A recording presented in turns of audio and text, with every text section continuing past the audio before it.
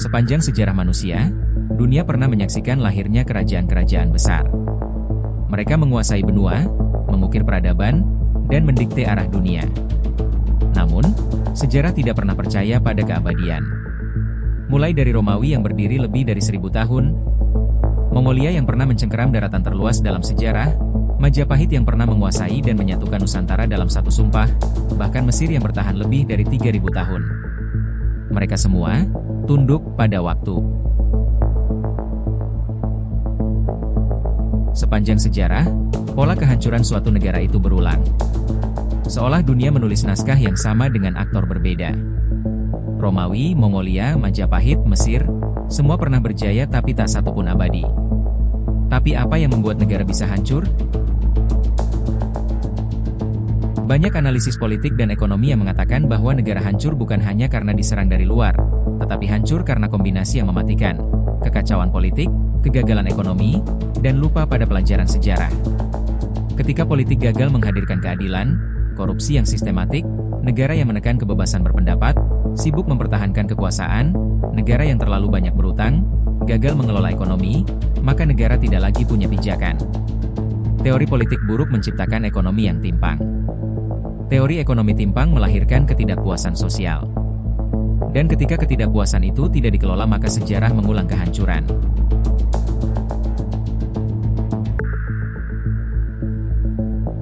Inilah pentingnya belajar dari sejarah. Untuk memahami bagaimana sebuah negara bisa runtuh, negara yang tidak belajar dari sejarah akan menulis naskah kehancurannya sendiri. Dan jika kita tidak ingin negara kita hancur, kita harus mulai dari satu hal kecil, sadar. Sadar bahwa kekuatan bangsa bukan pada senjata, tapi pada kesadaran kolektif warganya. Dan kini, lihatlah negeri kita. Apakah kita sedang membangun kejayaan? Ataukah perlahan sedang menggali lubang kehancuran? Warning, video ini bukan untuk menyudutkan pihak manapun. Ini adalah sebuah undangan refleksi agar kebaikan bisa dimulai dari diri sendiri, baik itu pejabat publik maupun rakyat biasa. Bukan untuk melepaskan gelombang kebencian, tapi agar kita bisa bercermin dan bertanya, apa yang sebenarnya sedang kita lakukan sebagai masyarakat yang bertanggung jawab pada bangsanya. Di video sebelumnya, saya pernah membahas tentang eksistensi kejahatan dan keberadaan Tuhan. Jika Tuhan itu ada, mengapa kejahatan tetap ada di dunia?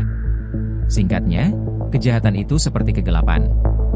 Kegelapan bukanlah sesuatu yang benar-benar ada, melainkan terjadi ketika cahaya itu tidak ada. Demikian pula kejahatan bukan sesuatu yang benar-benar ada, melainkan terjadi ketika kebaikan itu tidak ada. Sebagian orang, ketika melihat kasus seperti mafia hukum, korupsi, penyalahgunaan wewenang, dan lain sebagainya, sering mengatakan bahwa Indonesia kekurangan orang jujur. Namun menurut saya, masalahnya bukan hanya kurangnya orang jujur, tapi juga kurangnya orang baik yang peduli. Kegelapan dalam suatu ruangan akan terus ada jika lampunya tidak dinyalakan. Begitu pula kejahatan di suatu negara tidak akan lenyap jika orang-orang baik tahu, tapi memilih untuk diam dan tidak peduli. Sebagaimana firman Allah dalam surah Ar-Ra'd ayat 11. Sesungguhnya Allah tidak akan mengubah keadaan suatu kaum sebelum mereka mengubah keadaan yang ada pada diri mereka sendiri.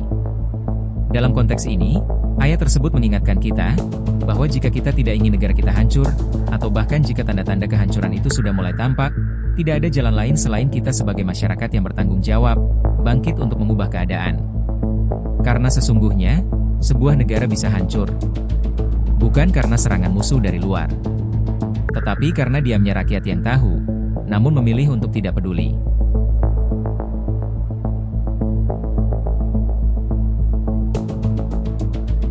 Indonesia sebentar lagi hancur, adalah sebuah analogi sederhana untuk membantu kita membayangkan suatu kondisi, bahwa hari ini, esok, atau lusa, Indonesia bisa saja mengalami kehancuran. Sebab, runtuhnya sebuah negara tidak pernah terjadi secara tiba-tiba. Tidak ada negara yang hancur hanya karena satu peristiwa tunggal. Kehancuran selalu merupakan hasil dari akumulasi kesalahan-kesalahan kecil yang diabaikan. Kesalahan yang mungkin tampak sepele, tetapi memberikan dampak besar dan menghancurkan fondasi bangsa dari dalam secara perlahan. Plato, salah satu filsuf terbesar dari Yunani kuno, dalam karya filosofi sekaligus teori politiknya yang terkenal, berjudul The Republic, memberikan pandangan mendalam tentang bagaimana dan mengapa sebuah negara bisa hancur. Bagi Plato, kehancuran suatu negara terjadi ketika prinsip-prinsip dasar seperti keadilan, ketertiban, dan kebijaksanaan dalam kepemimpinan serta kehidupan warganya mulai ditinggalkan. Negara tidak runtuh karena kekuatan luar, melainkan karena kerusakan moral dan disorientasi nilai dari dalam. Apa yang dimaksudkan Plato? Tentu mengandung banyak lapisan makna, dan untuk memahaminya secara lebih komprehensif, kita perlu menelusurinya lebih jauh. Kita juga akan menyentuh pemikiran para filsuf politik besar lainnya, tokoh-tokoh yang sejak lama telah merenungkan dan menganalisis pertanyaan besar ini dengan serius. Apa sebenarnya yang membuat sebuah negara hancur?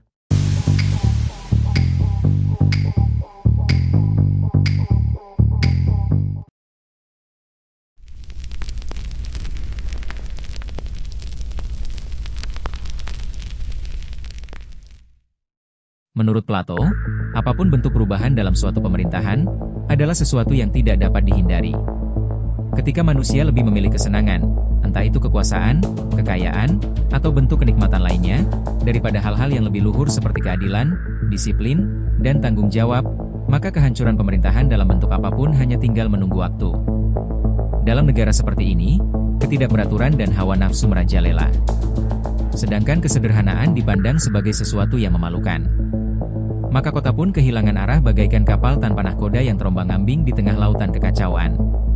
Dari pemikirannya yang termuat dalam Republik, Plato menekankan bahwa kehancuran suatu negara kerap bermula dari keruntuhan moral yang berasal dari dalam.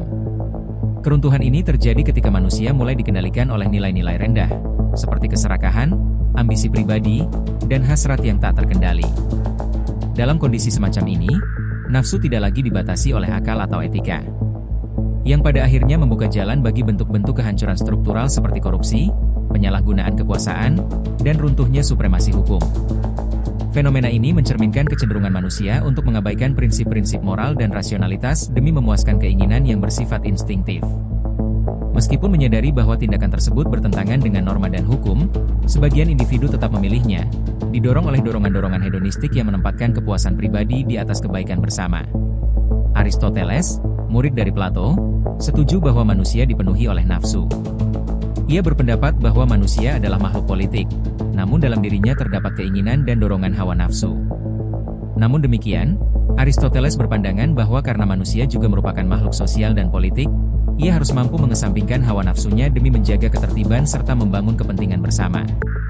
Menurut Aristoteles, setiap bentuk pemerintahan yang bertujuan untuk kepentingan bersama adalah pemerintahan yang adil. Namun, jika pemerintahan hanya menguntungkan penguasa, maka itu merupakan bentuk penyimpangan.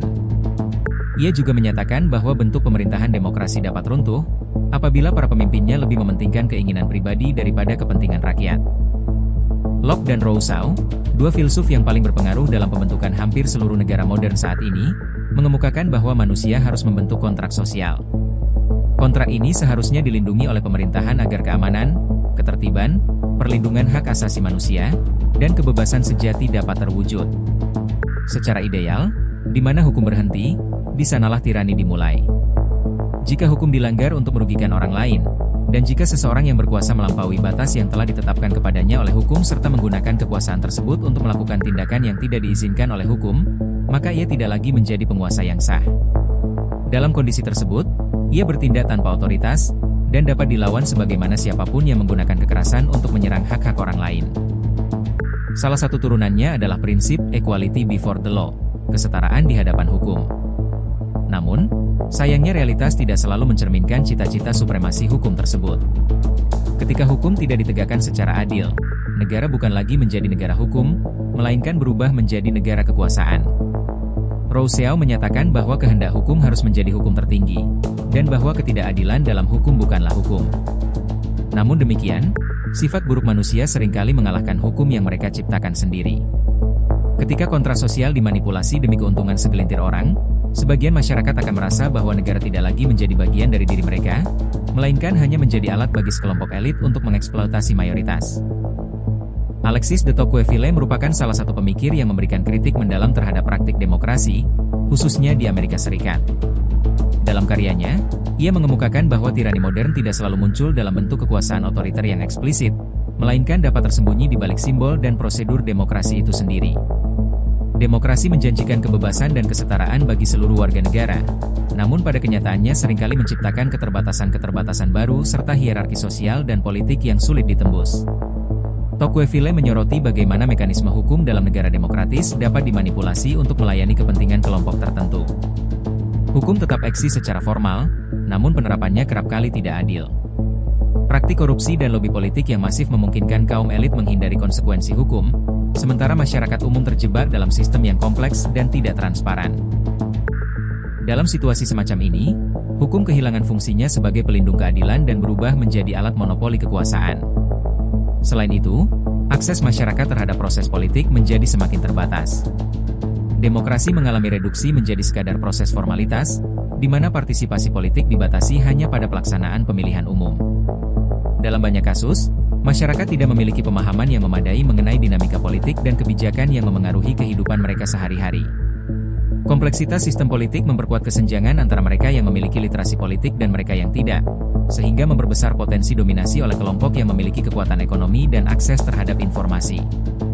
Dalam konteks ini, Tocqueville memperingatkan bahwa apabila demokrasi gagal menjaga prinsip-prinsip keadilan dan keterwakilan sejati, negara dapat tergelincir menuju bentuk oligarki, yaitu kekuasaan yang terkonsentrasi pada segelintir elit ekonomi dan politik. Ketika kekuasaan tidak lagi dijalankan demi kepentingan publik, tetapi demi kepentingan pribadi atau kelompok, maka demokrasi kehilangan esensinya sebagai sistem yang merepresentasikan kehendak rakyat. Kekhawatiran semacam ini sejatinya telah diantisipasi sejak masa Yunani kuno. Plato, lebih dari 2400 tahun yang lalu, telah memperingatkan bahwa degenerasi demokrasi dapat mengarah pada kekacauan sosial dan pada akhirnya membawa masyarakat menuju kehancuran.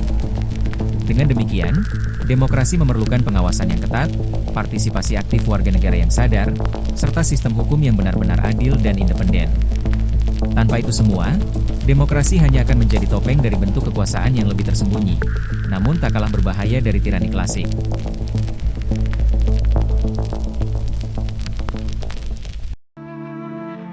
Setiap individu memegang kendali atas dirinya sendiri, dan menjadi subjek otonom yang bertanggung jawab atas keputusan dan tindakannya. Dalam sistem demokrasi, kedaulatan berada di tangan rakyat. Seluruh warga negara memiliki peran sebagai penguasa dalam struktur politik. Konsekuensinya, setiap manusia idealnya mengadopsi sikap filosofis, yakni sikap reflektif dan kritis dalam upaya terus-menerus untuk mencapai kondisi yang lebih baik, baik secara pribadi maupun kolektif. Sikap ini mencerminkan aspirasi untuk meraih sesuatu yang lebih luhur, meskipun disadari bahwa keterbatasan manusiawi, seperti ketidakmampuan untuk terbang secara metaforis dan melepaskan diri dari sifat-sifat dasar seperti keserakahan tetap menjadi hambatan. Namun demikian, apabila terdapat kesadaran kolektif yang ditandai oleh kepedulian sosial dan komitmen terhadap nilai-nilai kebaikan, maka harapan untuk menjadikan kebaikan sebagai kekuatan dominan dalam kehidupan berbangsa dan bernegara tetap terbuka. Dalam konteks ini, transformasi sosial politik yang berorientasi pada keadilan dan kesejahteraan bersama menjadi mungkin, sehingga memungkinkan penyelamatan kehancuran negara yang tidak kita sadari, dan mewujudkan kemajuan bangsa secara berkelanjutan.